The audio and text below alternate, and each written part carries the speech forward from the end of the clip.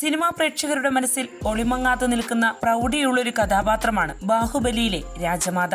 ആ കഥാപാത്രത്തെ അവിസ്മരണീയമാക്കിയ രമ്യ കൃഷ്ണൻ ഇന്ന് തെന്നിന്ത്യയിലെ ശ്രദ്ധേയ അഭിനേത്രിയാണ്. 1983 പുറത്തിറങ്ങിയ വെള്ളൈ മനസ് എന്ന ചിത്രത്തിലൂടെയാണ് ഈ നടി അഭിനയ രംഗത്തെത്തിയത്. 1999 പുറത്തിറങ്ങിയ പടയപ്പ എന്ന രജനീകാന്ത് ചിത്രത്തിൽ രമ്യ അവതരിപ്പിച്ച നീലാംബരി എന്ന നെഗറ്റീവ് കഥാപാത്രത്തിലൂടെയാണ് ഈ നടി കൂടുതൽ പ്രശസ്തയായത്. പടയപ്പ പുറത്തിറങ്ങും മുമ്പ് ഈ നടി അഭിനയിച്ച പല ചിത്രങ്ങളും പരാജയപ്പെട്ട നിലയിലായിരുന്നു. രമ്യയെ നായികയാക്കി തീരുമാനിച്ച പല പ്രൊജക്ടുകളും അവസാന നിമിഷം ഒഴിവാക്കുന്ന സാഹചര്യങ്ങളും ഉണ്ടായിട്ടുണ്ട്.